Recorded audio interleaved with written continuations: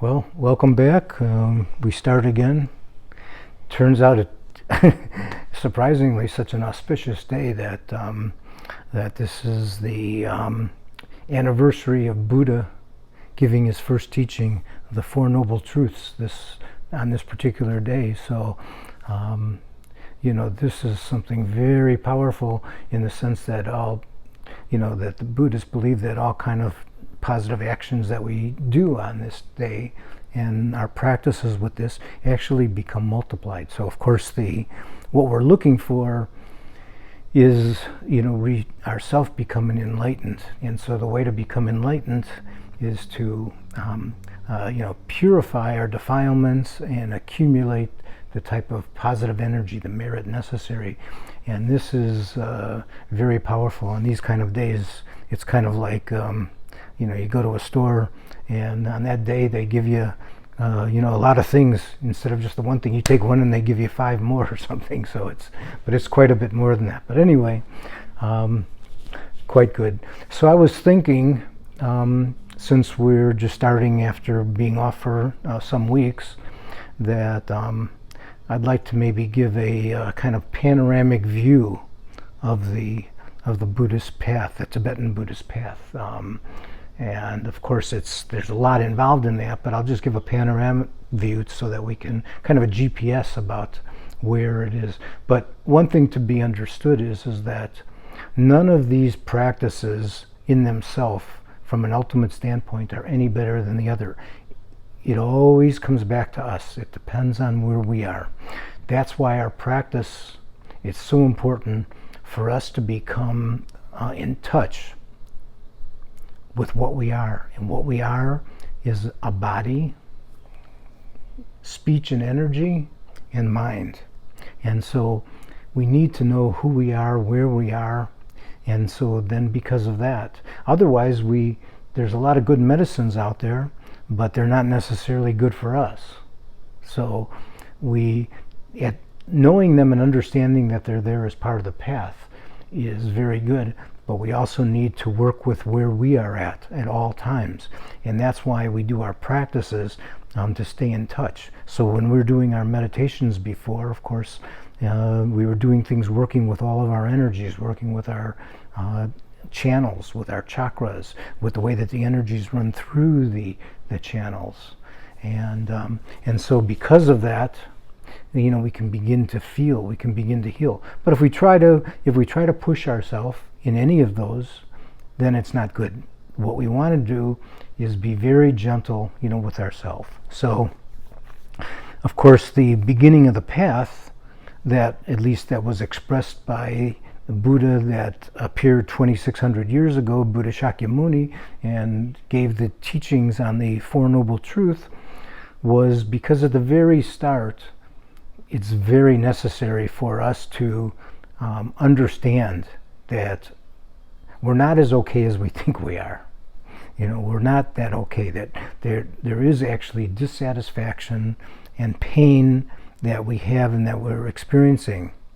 And so, of course, that becomes the beginning of the path, and that becomes where Buddha's saying, one thing that's true about you is you're suffering. We're the truth of suffering. It is true. It is real. We have some suffering. We have some discontent at different times.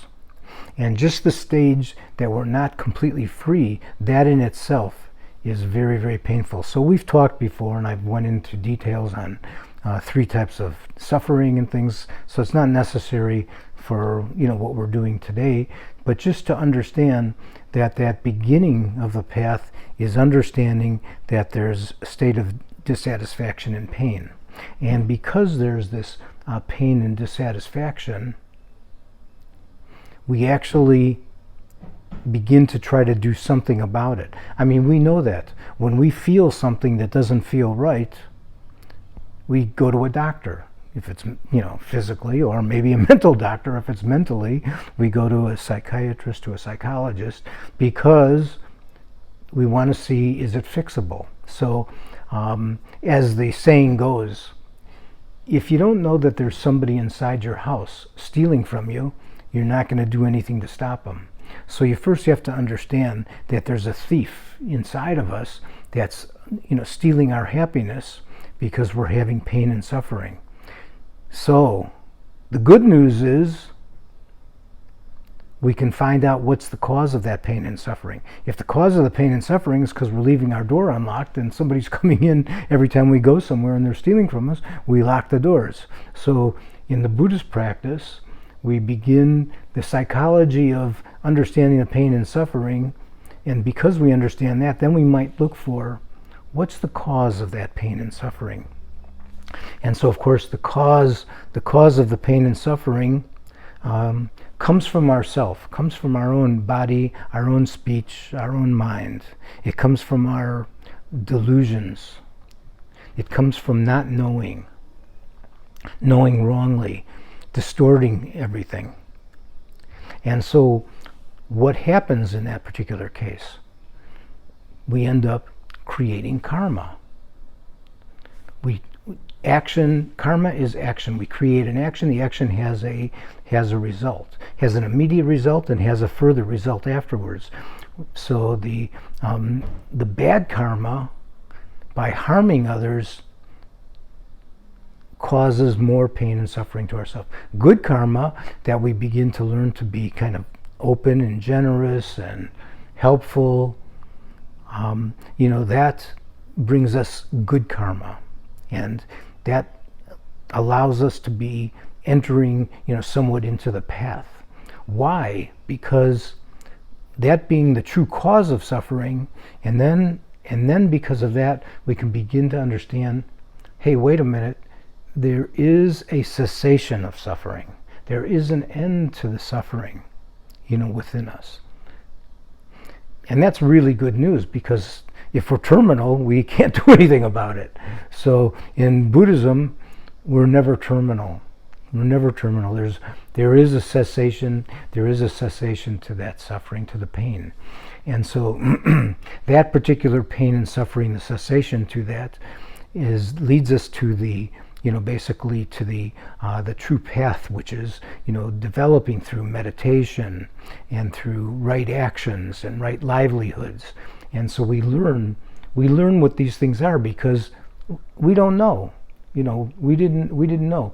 It's kind of interesting that in the time of the Buddha, the monks didn't just have these vows. So now the vows of a full monk are 253 vows, but those came about by things they did. So if they did something, he said, "Oh, I think we got to make a little rule here, because otherwise, the person doesn't know not to do it and can't stop themselves." So basically, within this path, we begin to find out what we can do, what we can't do. Okay. But at this particular stage, it's all about us. The whole thing is about us. We're only thinking ourselves. It's our suffering, our pain, our freedom. We want to go beyond samsara. We want to go on to nirvana. We want to go on to enlightenment. We're only thinking about ourselves. But what takes place on that particular path is that it begins to, all of a sudden, the bad patterns of karma that we've created for ourselves, our habits, that the false concepts, the biggest false concept, the concept that there's some self-existing I, there's a home existing within ourselves, somewhere we can always fall back on this particular feeling of I, because me, this is me, and this is my world, and that's our comfort zone. So we fall back into it. And that cycle, that recycling, is what samsara is. We keep on recycling that. So when we begin to investigate, so on the path, when we're doing meditation and we first begin to develop mental quiet, mental calm, and our mind begins to become quiet, we can then allow for our mind to penetrate, for our wisdom to penetrate, and begin to see that this this feeling of I that always does the same thing, that always acts the same way, only exists within my mind. All it is a concept.